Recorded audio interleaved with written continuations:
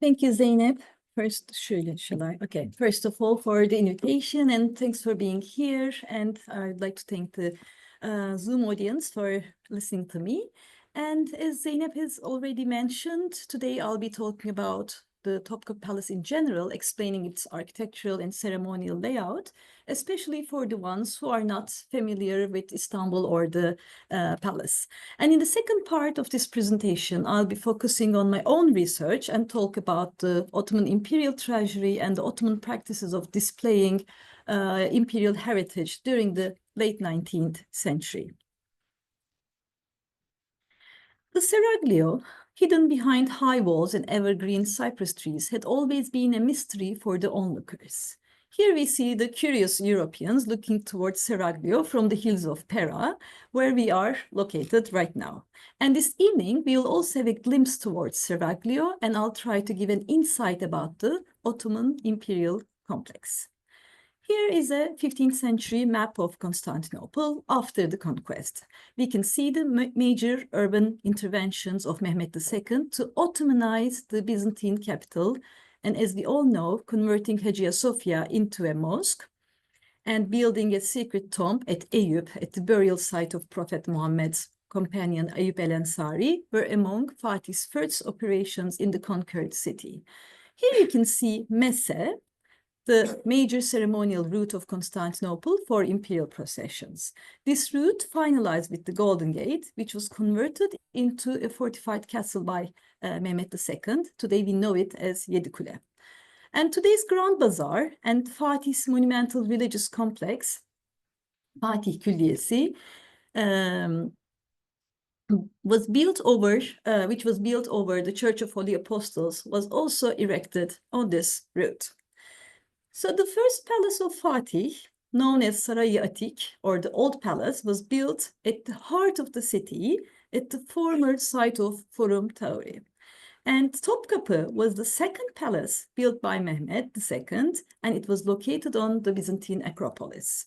Topkapı Palace, or the new palace complex, was built next to the Byzantine Great Palace and in close proximity to the Hippodrome, as well as the Hagia Sophia, the main Friday mosque of the city. By the 16th century, the city of Istanbul became an Ottoman city par excellence, with numerous Ottoman monuments, mosques, religious complexes, and imperial palaces, as seen in this illustrated manuscript from the 16th century. So let's have a closer look at Fatih's new palace, Saray-ı Cedidi Amire. As we all know, Topkapı Palace was built at the tip of Seraglio during the last quarter of the 15th century. Encompassing a vast area of 700,000 square meters, the imperial complex remained as the main seat of the empire for more than 4 centuries. The city of Constantinople was fortified with Byzantine sea and land walls, as we all know, and Mehmet II, after building his new palace, erected land walls, segregating his residence from the rest of the city. These land walls, known as Suru Sultani, was completed in 1478. There were numerous gates on these walls, land gates and sea gates, accesses, yet... Pardon? Louder. Okay. Yet, the imperial entrance to the royal complex, Bab-ı Hümayun, was positioned right across the main congregational mosque and the landmark of the city, Hagia Sophia. Fatih's master plan was to seclude the divine ruler from the mundane and to create a semi-sacred aura of rulership. He positioned himself at a point where he could direct his invisible gaze towards the very city that he conquered, as the ruler of the East and the West, Asia and Europe, and the surrounding seas. The new palace was formulated reflecting the strict hierarchy and protocol of the Ottoman court. It is organized around successive courtyards having different functions. Each courtyard opened into each other through monumental gates. Alay Meydanı, Divan Meydanı, Enderun Meydanı, and the gates, monumental gates, connecting them. These courtyards were organized from more public to more sacred towards the area where the Sultan lived, the The inner palace was composed of sultanic kiosks and surrounded by vast spaces known as the outer gardens. Therefore, the new palace, housing several thousands of people, was a city within the city. According to Gülru Necipoğlu, the Topkapı Palace is a physical embodiment of Mehmet's code of law, Fatih Kanunnamesi, and it remained at the core of Ottoman ruling system until its abandonment by the imperial family during the 19th century. So here you can see the grand portals providing access to each courtyard, Bab-ı Hümayun, Bab-ı Selam, and Bab-ı Sade. The Imperial Gate, Bab-ı Hümayun, is the main entrance to the imperial complex and the first courtyard of the palace. The majestic portal also created a grandiose scene for imperial processions and ceremonials, such as Friday processions, as you can see in this late 18th century engraving by Melling. The first court, or Alay Meydanı, was dedicated to service function and housed the imperial mint, hospitals, armory, bakery, depots, workshops for palace artisans. It was of semi-public character, so anyone can have access to this courtyard when necessary. And Alay Meydanı also bear a ceremonial function as well. It is the place where people could gather during certain royal ceremonies, such as military campaigns, sword girding ceremonies, or funerals, as you can see in this newspaper illustration. Ottoman illustrated manuscripts from the 16th century depicted Alay Meydanı as a vibrant space with and as a semi-public enclosure marked by two imperial gates. So here you can see Bab-ı Hümayun, and here you can see Bab-ı Selam. The first courtyard was bustling with palace servants, horses, soldiers, Ottoman officials, and so on. Oops. Okay. Are we? Okay. Yet the palace proper started with the middle gate, which opens to the second courtyard, which is called Divan Meydanı of the palace. Apart from the council hall, imperial stables and imperial kitchens were also located there. These majestic kitchens, occupying the entire eastern wing, represented the enormous wealth and generosity of the Sultan. Of course, the Tower of Justice, with a royal Belvedere pavilion crowning it, is the highest structure of Topkapı, symbolizing the omnipotence and the justice of the Sultan. The Divan, which is underneath it, or which was known as the Imperial Council, was the place in which the state affairs were taken care of. The Imperial Council met several days of the week in the domed chamber known as Kubbealtı. And interestingly, the Sultan was not attending these meetings of ultimate importance. Here, Hünername depicts the vibrant character of the second courtyard, and obviously, this is the administrative and ceremonial heart of the palace. On the left, you can see the council hall over here, where the ruling elite met under the direction of the Grand Vizier. Ottoman sultans traditionally did not attend these council meetings, but they could listen to these meetings from a chamber inside the Tower of Justice. Here we can see Süleyman secretly listening to these council meetings. Here you can see Süleyman. So they can see without being seen. But most importantly, the second courtyard is a ceremonial venue in which the most significant court rituals, such as accession, Bayram greetings, funerals, were held in ultimate silence, dignity, and grandeur. Moreover, diplomatic audiences constituted a major aspect of the court ceremonial, and foreign envoys were hosted at the divan before being accepted by the Sultan in the audience chamber, and it was located in the third courtyard, right behind the Gate of Felicity. I'll come to this in a second. The procession of diplomatic envoys from their embassies at Pera to Topkapı included a series of strictly choreographed performances, which were designed to impress, humiliate, and flatter the foreigners all at the same time.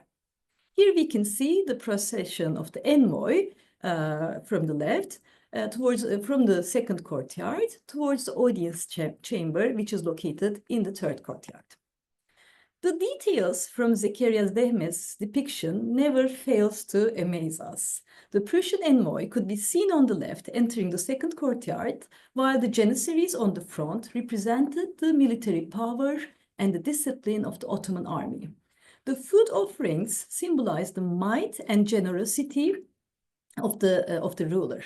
And I believe the execution of a criminal right here, or a rebel, and the beatings could be reflections of the painter's imagination based on the Hackney narratives about the cruelty of the, quote, Eastern despot. Here is a latent version of the audience ceremony for the Venetian envoy depicted by Jean-Baptiste Van Moor. As mentioned before, the second court and the Gate of Felicity functioned as the stage of Ottoman royal ceremonies. And here we can see Süleyman's accession to throne, right in front of the Gate of Felicity. And here is a later photograph from the early 20th century depicting the ceremonial throne, the golden throne in front of the gate for the enthronement of Caliph Abdülmecid.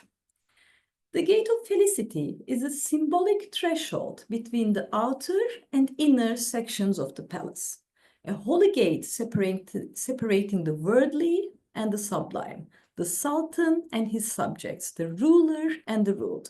No living soul could pass through this gate without the Sultan's permission. Birun, the outer palace, and Enderun, the inner palace, was separated by this physical and symbolic boundary. The Gate of Felicity was guarded by white eunuchs, who were among the highest members of the ruling elite in the Ottoman system.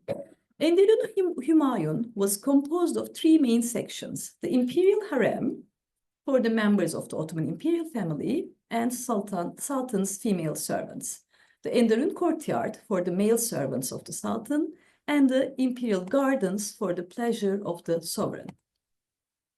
Enderun Humayun, or the inner palace, is the house of the Ottoman dynastic family. Here you can see the Enderun courtyard on the right and harem section of the palace on the left page. The compound was surrounded with beautiful royal gardens spotted by sultanic pleasure pavilions. In the original configuration, it is believed that the female servants and the imperial family lived in the old palace in Beyazıt. And the Topkapı Palace was designed for the Sultan to engage with the state affairs and to live with his male servants. Experts state that there was a small harem in the initial configuration of the Topkapı Palace. However, by the 16th century, Süleyman's wife, notorious Roxalane or Hürrem Sultan, managed to move her household from Beyazıt to Topkapı, and from this date on, the imperial women started living at Topkapı. Therefore, the harem of Topkapı developed gradually within centuries without any pre-configured spatial system. So here you can see how complex it is. I believe the picture reflects the complexity and organic growth of the imperial harem. Yes, the harem is a super complex and girift structure. It is not only a labyrinth-like composition of chambers, wards, baths, courtyards, corridors, dens, gardens, pools, and halls, but it is also constituted an extremely hierarchical imperial protocol that was organized under the direction of the Queen Mother, or Valide Sultan. The sexuality of the Sultan and his reproduction, securing Ottoman dynastic continuity, was of extreme importance and personally managed by the Queen Mother. It was, of course, a space of luxury, lust, conspiracy, hedonism, and competition like all other royal courts. But the Ottoman harem was also defined by a school for young women by some experts, by some scholars, in which slave girls were trained and later married to high-ranking Ottoman dignitaries. Having no aristocracy, the Ottomans created a royal elite in the confinement of the Topkapı Palace, and young slave boys and girls, mostly of Christian backgrounds, went through a strict and long training and raised as loyal servants/slaves of the Sultan, and eventually became part of the Ottoman ruling system. The harem, even though complex, had a very strict hierarchy as reflected in its spatial organizations. At the center of the harem remains the quarters of the Queen Mother, Valide Sultan, who was in charge of the harem as an institution. Her central position, accessing the Sultan's quarters as well as the quarters of the women's and the black eunuchs, reflected her primary position in the harem. Next to Valide Sultan quarters remains the male sections where the sultanic pavilions and kiosks for the princes remained. Queen Mother had also have direct spatial and visual access to the quarters of the black eunuchs, who were in charge of protecting the harem and controlling its gates. Finally, the harem women and the wives of the Sultan, Hasekiler, remained in between the black eunuchs and the Valide Sultan's quarters under their strict scrutiny. So a couple images from the harem. I'm just going to keep it very short. Apartments of the Queen Mother, Hünkâr sofası, one of the royal halls of the Sultan, apartments of the Crown Princes, and this is the marble sofa. And let me remind you that outdoor spaces and vistas towards the city was an extreme privilege and exclusively enjoyed by the Sultan and partially by the Queen Mother. And the garden surrounding the harem and enderun was for the pleasure of the Sultan. Here we can see a half-imaginary depiction of the royal gardens where harem women were protected from the gaze of the outsiders by the black eunuchs via curtains. Okay, now if we turn back to the male section of the enderun, we can observe a parallel universe, similar to that of the harem. Highly confined and controlled spaces were designed for the security, pleasure, and well-being of the ruler. It is a square-like courtyard surrounded with colonnaded porticos housing the wards of the enderun pages. The palace library, audience hall, and private sections for the ruler was also located there. In the Ottoman context, the enderun court of the palace was of crucial importance. At the entrance, there remained the audience chamber, arz odası, in which the Sultan received the foreign ambassadors. Behind the audience chamber, there existed a pavilion which was rebuilt as a library during the 18th century by Ahmet III. Enderun was also the place in which the Sultan lived with his male household. Enderun pages, or iç oğlanları, were mostly selected from Christian boys, and they were known as converts or devşirme. After initial training, the selected boys were brought to the enderun court, and under the governance of the white eunuchs, they received a long and tough training. After many years of serving the Sultan at different posts, the pages eventually graduate and appointed as governors to the provinces. At some point, some of them could return to the Topkapı as viziers or grand viziers and run the state affairs from the next court, from the second court. The training of the pages started at the small chamber and then continued at the large chamber. After this initial training, they were promoted to the Seferli wards in charge of the Sultan's clothes and personal hygiene. The Kilerli Corps and the Treasury Corps were in charge of his personal treasury. And finally, the most prestigious of them all were the Hasodalılar, or the privy pages, who personally served and assisted the ruler at all times. So the two corners left out here of the courtyard was reserved for the Sultan.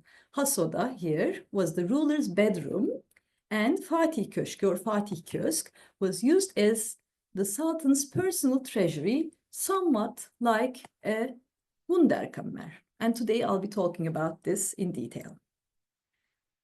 Of course, the Imperial Treasury, which I just mentioned, was not the only treasury in the royal complex. Like all imperial and dynastic institutions, the Ottomans collected and kept objects of economic, symbolic, religious, or institutional value, which varied from jewelry to books, sacred relics to paintings, weapons to coins, and gifts to clothing. Some of the most important treasures in the Topkapı Palace are scattered around its courtyards. The armory, which was St. Irene, Imperial Mint, Darphane, the harness treasury, the archives, which was known as Hazine-i Evrak, the outer treasury, Hazine-i Birun, Treasury of the Harem, Library, Hazine-i Kütüp, Privy Chamber or Emanet Hazinesi, where the sacred relics were held or kept, and the Baghdad kiosk, and the inner treasury that I'll be mentioning today. Without a doubt, the inner treasury or the personal treasury of the Sultan was among the most important and most curious among all royal collections. Finally, the Imperial Treasury was opened for visits during the 19th century. So today, in the second half of my presentation, we will jump to the late 19th century, late Ottoman era, and I will particularly focus on my own research about the Imperial Treasury, discussing the rituals of visiting the royal collections in the late Ottoman context. And this was the time when the power of the empire was in decline, and the Ottoman rulers referred to symbols of imperial legitimacy and dynastic continuity, probably more than ever.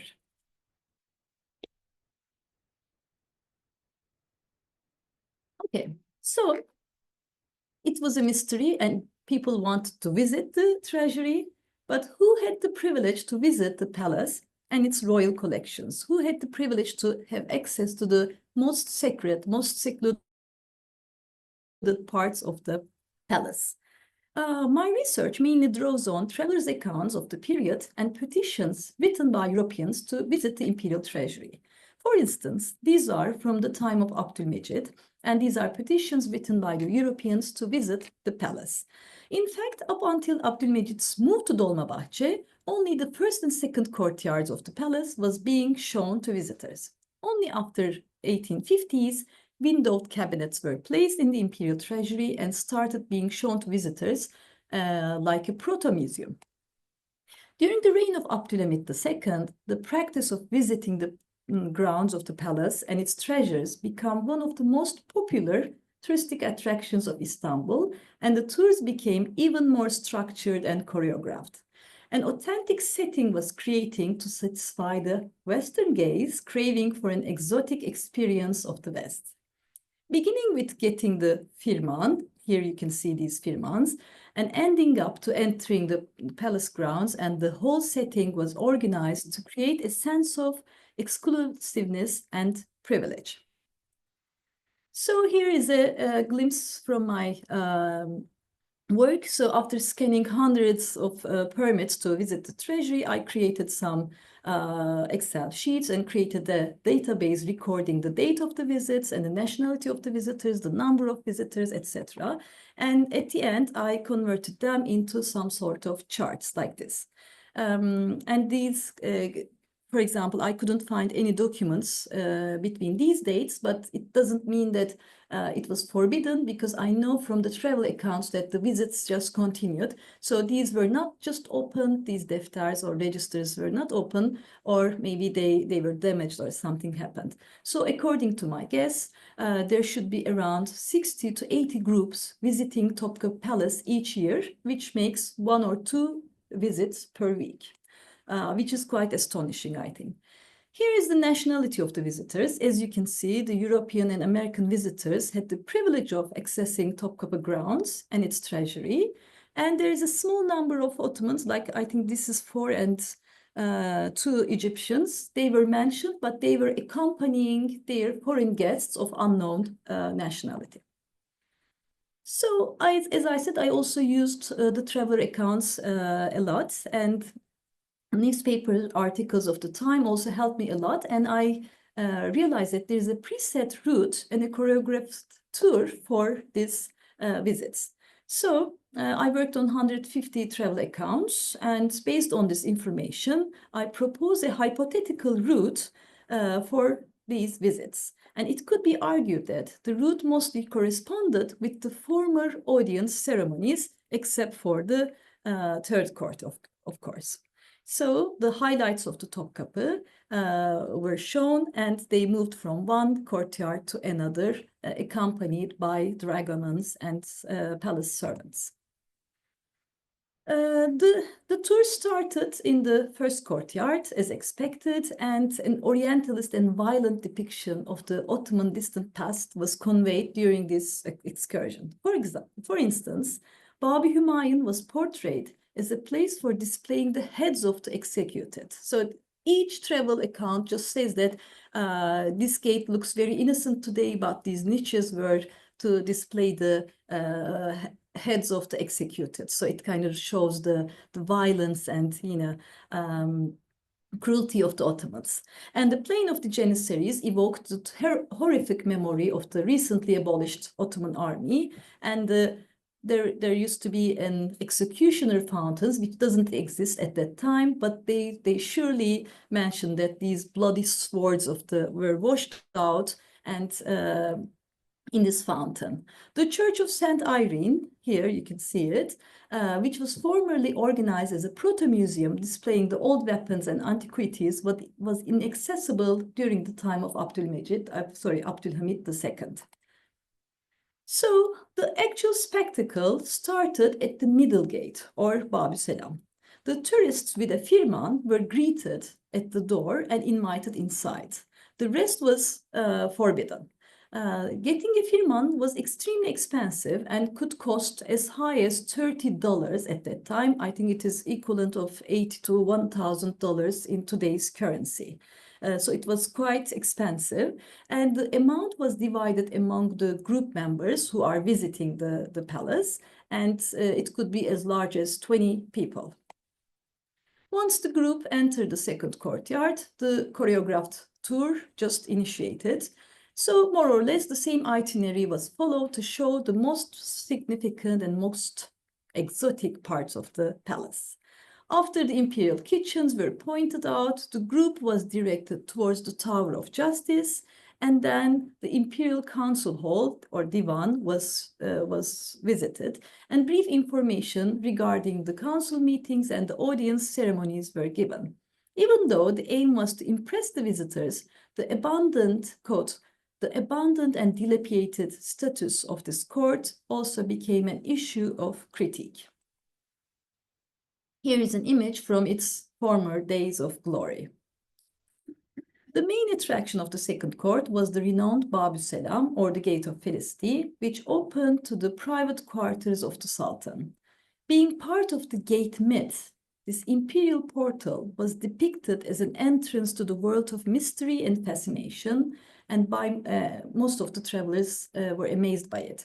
It is believed that no infidel, apart from the diplomatic envoys, of course, stepped foot beyond this gate, which was once guarded by the white eunuchs. Clara Clement wrote that this gate opened into the very home of the commander of the faithful, and during 4 centuries it was closed against all Christians who did not come in the name of the sovereign or a nation. So here we can see the depiction of Konstantin Kapıdağlı in the second court, depicting a royal ceremony an Ottoman ceremony in front of this gate. And right after the gate, penetrating into the third court, the audience hall welcomed visitors. Standing right after the audience hall, the library of Ahmet III was of certain interest for the European visitors. It was believed that the imperial collection housed ancient Greek manuscripts, so they couldn't have a chance to study the collection. Even though they had the chance to enter the third courtyard, which was forbidden for their ancestors, the palace was far from impressing the foreign gaze, again as expressed by Clara Clement. Quote, "The light and airy kiosks revealed the fascinating world of the Sultan. This is now replaced by simple desolation. Kiosks, towers, and lattices are crumbling and falling. Gardens are neglected. Vegetation is yellow and dirty, and no one is left to regret the beauty that has departed." So they weren't impressed, honestly. Then the group were herded towards the harem, and access to the fourth courtyard of the palace, where the area where the famous hanging gardens, imperial kiosks, pools, and jet fountains were located. is understood from their memories. From this point on, the perception of the visitors started to change. Especially after visiting the Baghdad pavilion, the majority of the travelers stated their admiration and fascination for the architectural and decorative superiority of this small yet elegant kiosk. So they fell in love with the fourth courtyard and the Baghdad kiosk. This part of Topkapı was the closest the visitors could access to the Imperial Harem, and even this Imperial courtyard surrounded with royal kiosk was sufficient to trigger their Orientalist reflexes. Here you can see two different depictions of the Imperial sofa. The one on the left is by Ottoman painter Levni, depicting the Ahmet III here, spreading gold to his servants during the circumcision of the princess. And on the right is a 19th century painting by Jerome, a typical example of European Orientalism and a reflection of the phantasms about the Ottoman harem. And this is a picture that I took. I think it's quite realistic. Well, after visiting the Baghdad kiosk and passing through the tulip gardens and the fourth courtyard, the visitors finally reached the Mecidiye kiosk. They were asked to rest for a while in this modern pavilion decorated in French style before proceeding to the Imperial Treasury, and this is where they were, expecting to visit eagerly. Even though its Western architectural features and contemporary decoration disappointed the European eye, longing for Oriental flavors, once they were invited to the terrace to have some fresh air and wait for the chief imperial treasurer, their disappointment was replaced with astonishment. The visitors admired the view where the Bosphorus met the Sea of Marmara. While waiting for the chief treasurer, the tourists were offered tobacco, sherbet, coffee in the terrace of the Mecidiye Köşk by elegantly dressed palace servants. This hosting foreign envoys during the audience ceremonies had always been an integral part of the Ottoman protocol, and this archaic tradition was mimicked by the palace servants during the late 19th century, this time not for the diplomatic envoys, but for the foreign tourists. So here you can see this beautiful setting, very luxuriously clothed and elegant servants offering some, tobacco and coffee for the visitors, which was quite impressive. This self-orientalizing spectacle was designed to impress the visitors by creating a sense of imperial glory and richness. During this performative act of hosting, the imperial kiosk was used as a stage. The spectacular view was used as a background, completing the scene. Valuables from the imperial treasury were repurposed as props.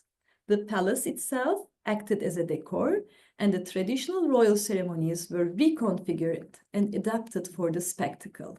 And the palace servants performed as actors. The overall performance aimed to recreate a scene of long-lost imperial splendor in an abandoned palace. Yes, of course, the main focus of curiosity for the European visitors was the Imperial Treasury, which was located right next to the Mecidiye kiosk, as you can see. Known as Fatih Köşkü, the Imperial Treasury was built by Mehmet II at the southern corner of the third courtyard, overlooking the Sea of Marmara. The structure was composed of 4 units in the ground level and built for Sultan's private use and also to preserve his personal treasures. In this sublime pavilion, the sovereign could rest, spend time, have guests, and contemplate his invaluable treasury, ranging from relics to erotica, from jewelry to painting, from manuscripts to clothing. During the 19th century, windowed cabinets were placed in the treasury, and the royal collection started being shown to foreigners following a certain protocol. First and foremost, the entrance to the imperial treasury was performed as a royal spectacle where the palace servants were lined up at 2 sides of the gate. Here you can see a depiction of it. And the chief treasurer unlocked the door with prayers, and he emulated the traditional seal-breaking ceremonies, an illusion of authenticity and exclusiveness was purposefully staged. Entering the first chamber under the surveillance of the palace servants created an ambience of tension mixed with mystery and exclusiveness. The most significant item of the first chamber was the Persian throne, which was placed at the center of the room. Here you can see it. This is the upper gallery of the first chamber. The mother of pearl throne of Ahmet I could be seen on the right, and along with, China porcelains, European clocks here in the window cabinets, arms and armor all placed. Travel accounts frequently gave references to Simbad and Alaaddin's cave, 1001 Nights, underlying the oriental ambience of the setting in the treasury. In the second chamber, apart from the portraits of the sultans, their ceremonial robes were also displayed. These historic garments of exquisite fabrics and traditional patterns were exhibited on faceless mannequins, and the collection attracted the utmost attention and mentioned in almost all travel accounts of the time. In the treasury, thousands of objects were accumulated inside and outside of the cabinets, creating a dazzling abundance. However, rather than admiration, what remained is mostly confusion and disappointment for the tourists. The overall experience triggered their Orientalist reflexes, and the treasury was compared to Alaaddin's cave. For example, Eugenie Gallois praised the richness of the collection and depicted the imperial treasury coat as curious rather than beautiful, and compared its decor to 1001 Nights. J.C. Robertson from the Times defined the chambers of the treasury as an, quote, enchanted open sesame cave from which there might perhaps be no exit. Very cave-like and mysterious indeed. The majority of the visitors harshly criticized the treasury display for its non-scientific and non-museal exhibition of the items, which were not placed according to a certain museal taxonomy, not labeled properly, and shown without proper light and under insufficient time. However, I argue that this authentic and confusing ambience, quote unquote, was purposefully created by the Ottomans. It is well known that by the end of the 19th century, the Ottomans were capable of establishing state-of-the-art museums, as seen in the Ottoman Archaeological Museum. Here you can see some pictures from their new museum. Within the confines of the Topkapı, this modern museum was steps away from the imperial treasury, yet adopted a completely different display strategy. Airy, modern, spacious, scientific, as modern as it could get. Therefore, as a conclusion, I propose that the gloomy and mystic environment in the chambers of the treasury, the performative display techniques emulating the ancient palace rituals, and strict surveillance of the servants were purposefully staged by the Ottomans for the foreign gaze as a part of their self-orientalizing strategy. And that's all. Thank you for your patience.